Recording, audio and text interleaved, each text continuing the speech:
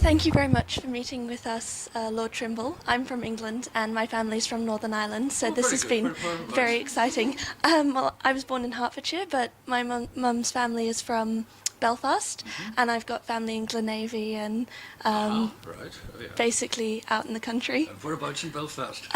My grandmother lived on the Antrim Road. Yeah. So, yeah. I lived in the Antrim Road for a couple of years. Oh, really?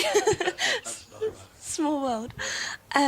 So my question today, I study in Melbourne, and I'm part of a Bloomsday group, and I'd like to know what your view is on potential difficulties or things that should be taken into consideration with commemorating the 1916 Easter Uprising next year.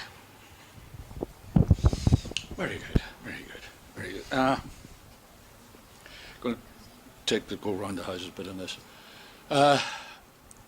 The 50th anniversary of the Easter Rising and the celebrations of that, organised by the Irish government, were one of the factors that caused the Troubles. And it was a factor that caused the Troubles. The main television channel, state television channel in Dublin, did a programme, never actually seen it, whether it was a documentary or a drama documentary, I don't know what it is. But anyway, they did a huge programme on the Easter Rebellion, which was simply a celebration of it. If anything, it was triumphalist. There was no critique, there was no anything like that, right? And every Catholic school child in Northern Ireland was taken to see that film, right? I remember doing an interview for a documentary a number of years ago over dealing with the situation at home. And I referred to this and said that what happened as a result of watching that, there was a huge emotional charge injected into, school children, Catholic school children at that time. And the trouble started 2 years afterwards. And I said, I'm sure that the Catholic Church, because the school children were taken from Catholic schools, I'm sure that the Church didn't intend or contemplate this consequence, but one of the consequences was they helped to as it were, increase the temperature to such a point that there. And while we're saying that, the interview paused, and the cameraman leaned over and he said, I didn't think I was right in what I said there. And this is what he meant. He said that he was a pupil of St. Patrick's Academy in Dungannon, and he remembered being taken to see that film. And when he came back from the film, one of the Christian brothers who had taken him there, when he got back to class, he looked at the class and said, well, there you are, boys, that's how it is. So even if the hierarchy didn't know that they were injecting a huge emotional charge into people, there were other people who as well. So that was a factor. So one of the things I would say to the folk in Dublin about it is I hope they don't do the same again. I don't think they will. I don't think they will. And actually it's very interesting, with this anniversary in mind, a gentleman that I know quite well has written a book partly about James Connolly, one of the leaders of that rebellion, but also a book about the impact it had on him through his life, because this friend of mine in 1968 joined the IRA and then was involved in the murders of two people, one of them being a senior police officer. Then had a change of heart and realised that this was not what he had expected and left the IRA.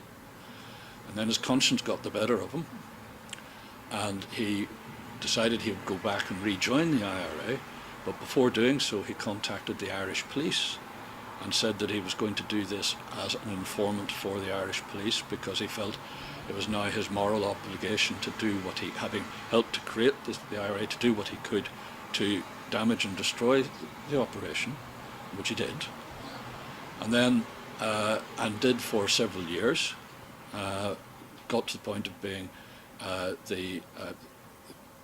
in command of the southern southern command of the IRA. That's everything outside Northern Ireland and the borders, all the rest of Ireland. He commanded the IRA in that, and certainly did a lot to disrupt their operations. Until the IRA got suspicious about him, and then the Irish police were not able to put Sean, find a safe house for Sean in Ireland, so they sent him over to England, and the English police put him up in a safe house in Kent. So that was all right. But Sean's conscience was still bothering him on this. So one day he walked into a police station in Kent and said, "I want to confess to 2 murders." Okay. So that put the wheels of justice in motion. Sean was sent back to Belfast, tried, convicted and sentenced. Yeah. Right? Now, he only actually served 7.5 years, and so it was one of the shortest life sentences. But he was the only lifer in prison in Northern Ireland who got regular visits by a member of the cabinet. Right? And Sean O'Callaghan, that's his name, he wrote his autobiography under the title of The Informer many years ago, but he's just in the last month released another book called James Connolly. So it's not James Connolly and me, but it is effective, that's what it is. And in the course of that, he goes out of his way to completely, to explore just what was the ideology, the set of beliefs that Connolly and the other people involved in that action in 1916, what was the set of beliefs they had, and to refute them.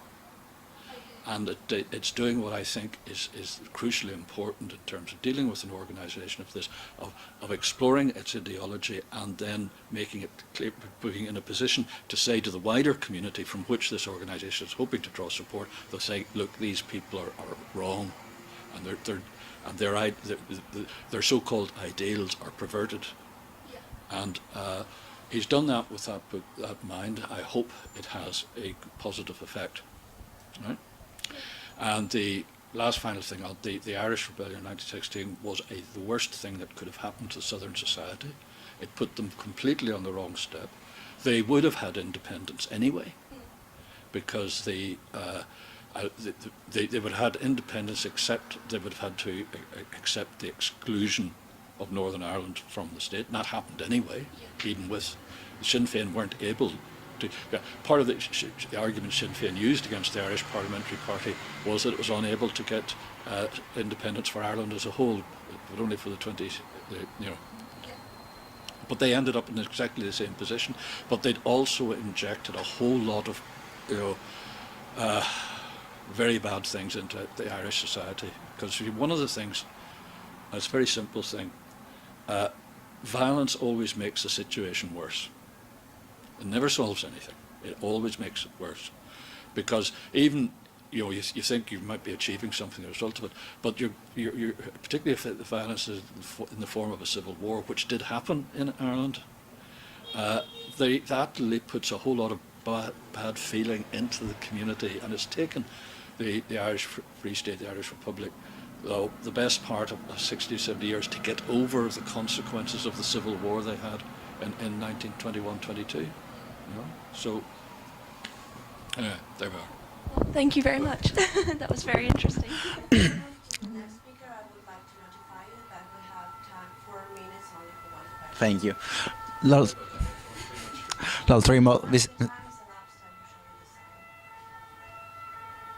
Trimble, this is Alessandro Ceschi from John Cabot University in Rome, Italy.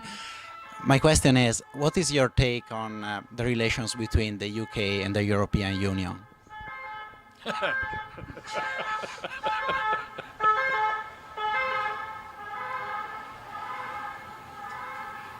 We're going to have a referendum on that sometime soon. The Prime Minister David Cameron's approach is that he wishes to try and negotiate a new relationship between Britain and the European Union, and he hopes to be able to put that new relationship to ask the British people to endorse it. He said that he really wants then to reform Europe and to recommit Britain to membership of Europe. We don't know what changes his negotiation is going to achieve. So that's, we have to put a big question mark there. Current opinion polls are indicating that a majority of electors in the United Kingdom would vote to leave. That's the current position, but it's not by a huge margin. It's just about outside the margin of error. But that opinion has moved around, has swirled around a little bit on that, and who knows what might happen later. But this migrant crisis is going to make, I think, it's probably going to be really quite important in doing it.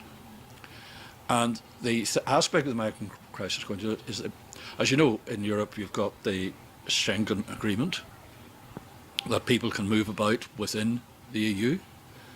But the corollary of having no borders within the EU is that your external border has to be the border.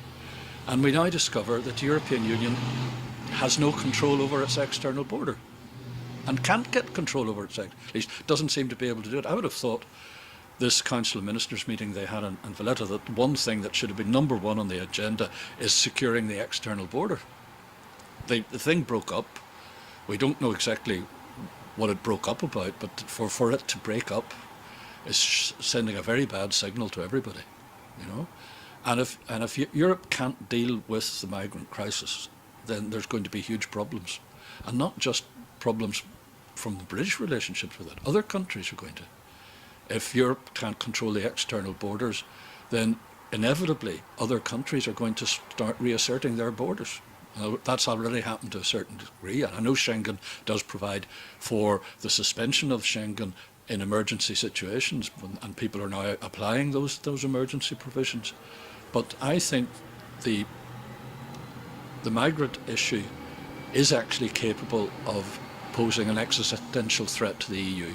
In other words, it's capable of destroying the EU. And it's as bad as that. Lord Trimble, it's a pleasure to meet you. And my question is, today, the 30th of November 2015, after Paris events, where is moderate Islam? Why does it not allow the voice to put a distance between it and fanatism or terrorism? Thank you very much. I can't speak about the Muslim community in France. British Muslims are in a not very healthy state of mind. They feel they're being picked on. They feel they're being criticised. They're turning in on themselves, and they're in denial about the problems within their community. Now, they have a responsibility to sort out the problems in their community. To continue in their present mood is that they're, objectively speaking, as the Marxists used to say, objectively speaking, they're giving support to the terrorist organisations by not helping to knock sense into their heads, and if the people won't see sense, then helping the authorities to protect the wider community from them.